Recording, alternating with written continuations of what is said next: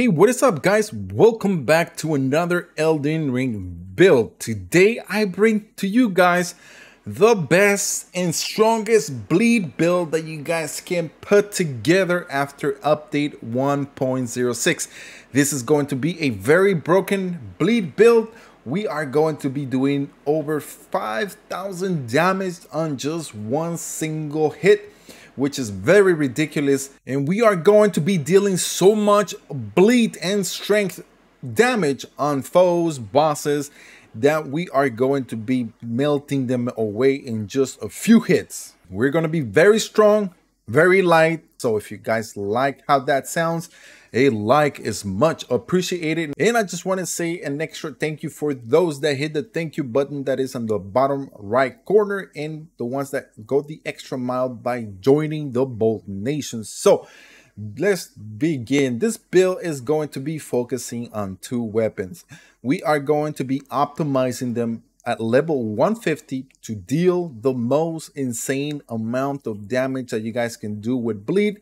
This is just ridiculous. I've done a bunch of bleed builds, and this one has to be my number one broken and probably the strongest bleed build that you guys can put together. And as you will see throughout the whole entire video, you'll get to know why this is so strong. In level 150, we need to make sure that we spread out our different type of points, which I will be showing you guys later in the video, as well as the different type of talismans that are going to raise this build to another level. So let's begin. We're going to be focusing this build on two weapons, and that is going to be the Flamberge, fully leveled up. It's going to deal at 281. This is a dexterity and strength weapon, and the weapon itself comes with a blood loss buildup of 55. But as you see in the screen here, I have it fully leveled up at 110. I'll be showing you guys right now what exactly you need to do to be able to level up that ridiculous amount of bleed build. And let me tell you guys, I'll be showing you guys a few secrets that you may be surprised on how this is so effective. To both of the weapons, we're going to be adding seppuku. One of the best things about seppuku is that with this two type of great swords, you guys are going to be able to infuse that as is in a Astral Ward, which is probably the best Astral Ward if you guys want to get this one. Now, that is not what is going to raise our blood loss buildup. What we're going to do is we're going to set both weapons at occult. By doing that, we are going to be introducing the arcane attribute scaling to the weapon itself, even though it's not part of it. But with the help of seppuku, we are going to be able to do that, and that is going to help us level up our blood loss buildup. However, it doesn't mean you guys are going to be able to do to 110 blood loss buildup like I have it, but I'll be showing you guys later in the video what exactly attributes points you need to have. Trust me, you'll be surprised when I show you later on in the video to be able to raise this to the highest, strongest bleed build you guys can put together right now. So let's continue. We're going to be using the following. Let's continue. We're going to be using the Claw Mark Seal. This one here is going to help us with our boost bestial incantations. This also goes along perfectly with the blood loss. A lot of the incantations that come with the bestial are fire and bleed, which is perfectly goes so well with this build. Now, to be able to raise the level of blood loss, we are going to be taking advantage of the white mask. This one's going to fully level up your bleed build to an additional 10% once blood is in effect. Now guys, all the different locations to all the different items within this build are going to be towards the end of the video. So once you guys know how to put this together, and if you don't have them, then check out the video towards the end so you guys are able to find all those different items. And then we're going to be taking advantage of Raptor's Black Feathers. Black Feathers is one of the best armor pieces that you guys can get, because this one's going to give you an extra 10% of any jump attacks. And then we're going to be using the fingerprint gauntlets and also the greaves themselves. We're just going to use a little bit more poise so we are able to stand in the fight. Just because you guys have a bleed build, it doesn't mean that you guys are going to be very powerful in the point that if you take damage, you need to make sure you're standing in the fight. And one of the things that you guys could do is use the Dragon Crest Great Shield. This one's going to boost your defense by 20%. So any physical damage negation coming towards you, you guys are going to be able to stay in the fight. You're going to take a few more hits because you have this talisman, which is one of the best one. Now, if you guys don't mind, and you guys could always use the following. You guys could use the little turtle that's here. This one is going to be the green turtle talisman, which is going to raise your stamina recovery speed. This one just helps bring back, since you guys are going to be using two great swords. As you guys see here, you guys will be using a lot of your stamina. So we need to make sure that we are always going to have the stamina to be able to deal fast damage to our opponents. With this, we're going to be using the Claw Talisman, which is going to enhance our jump attacks by an additional 15%. With the Raptor's Black Feather, we're going to be increasing both put together an additional 25% to our bleed build. And then on top of this, we're going to be using the Lords of Blood Exaltation. Bloodlust and Expansinity increases the attack power by an additional 20%. So far, we're going to be increasing our power by over 55% on our bleed build, and it gets even better by using the Shard of Alexander, an additional 15%. You guys are raising this bleed build to a 70% increment and just bleed in physical power. You guys are going to be pretty much killing anything very fast and very easy. As you guys see here in the video, some of the enemies, you are able to hit them like about 3 hits and they go down. But with this build, you can practically take them out with 1 or 2 hits. Very easy and very fast with no problem. It kind of feels like you're cheating the game because it just makes it way too easy to defeat your opponents. And these 2 great swords are amazing because not only are they very OP because you guys are able to infuse the Ashes Award, that makes him even better. So to push this level to an insane damage, we need to use the following crystal tiers. One is going to raise our strength and the other one is going to raise the dexterity, and that is the strength knot and also dexterity knot crystal tiers. Both of them put together we're going to be raising our levels of strength and dexterity by an additional 10% for each for 3 minutes. We're also going to be dealing more bleed because we are hitting at a higher and stronger level.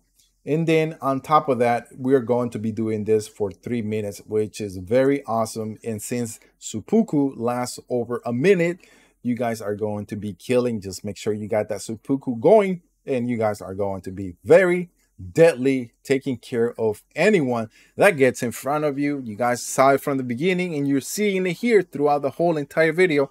This build is just very easy in the way that you guys are taking out all the different enemies in the game. Couple of talismans that I recommend. One of them is going to be the Golden Bow. This one is going to raise everything that is within this build for an additional 15%. Now you guys have it to about 85%, which is crazy amount of damage that you guys are going to be dealing. And then of course we're going to be using Flame Grant Me Some Strength. With this, you guys are taking this build to a 100% additional damage, taking care of anyone, deleting anything that gets in your way, which makes this not only a fun build, a deadly one, very broken, the strongest one because you guys are at level 150 and using great swords, which not only are they amazing because of patch 1.06, they are faster,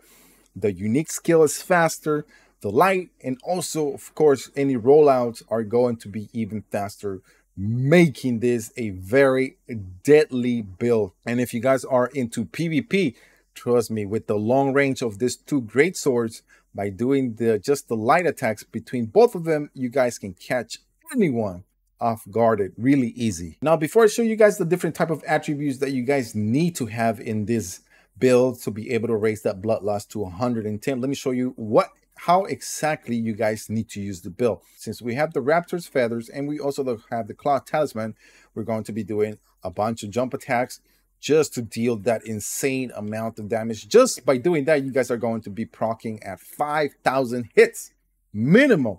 It just depends on the enemy that you guys are hitting. And then next, after a jump attack, you guys can also do the light attack, which is with the update of 1.6, and also the strong attack. Those have become a little bit faster. So you guys are going to be not only dealing more damage, but at a faster rate with great swords. It's just ridiculous how much more damage you guys can do. Also, another way to use this build, what I love to do is use the two weapons together. And just when you do running attacks, all you guys have to do is just use both weapons at the same time, and just does that slash that goes forward. And then with the Bleed in effect, you guys are just gonna take care of anything that gets in the way. You guys were able to see that, how easy and very effective you guys are able to delete anything or anyone that gets in front of you. So give this build a try, and trust me, you will not be disappointed. The strength that is within this Bleed build is just ridiculous, very broken. So the attributes points for this build are going to be the following. But let me start off with Arcane first, and then I will tell you guys the rest and explain it to you guys as to why. Strength is Arcane is going to be at 66. Some builds, people decide to put this at 80. With Great Swords and with update 1.06, when you guys get to 66, this one goes up to 110. Now, if you guys go from 66 to 80, this is only going to go up an additional 2 points, which is going to be a waste of your attributes points. It's better just to stay at 66. You're going to be hitting at 110 blood loss buildup, which is, I mean, an insane amount, and it's very ridiculous. And then after that, you guys get spread out your different points in like vigor, mind, endurance, whatever you guys want to place it. But I would recommend the following: vigor at 40, just give you enough HP, since you guys have the Great Shield Talisman that's going to help you with any damage negation. So at 40 is just a sweet spot. Mine's going to be at 20, enough to use the different type of incantations that are within this build. Endurance is going to be at 30. It's going to help us with our armor and our two great swords. Strength at 20 and dexterity at 19. Since these weapons level up by strength and dexterity, we're going to have it at 20 and 19. And you may be asking yourself, why not raise it even higher?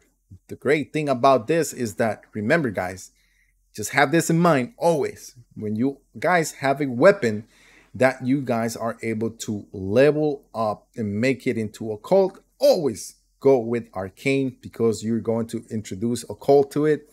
And by doing that, you're making the weapon even stronger. Now, if you choose Bleed, you're going to make the weapon itself very weak, and it's not going to be as strong as is going to be with Arcane. The only reason why you're able to level it up with Arcane is because the weapons, these two weapons, automatically they come with 55 blood loss, which helps you level it up with Arcane. And that is why I recommend you guys doing that. By doing that, you guys are going to be having the best, the strongest, and the most broken Bleed build in Elden Ring. And when you guys give it a chance, come back and let me know.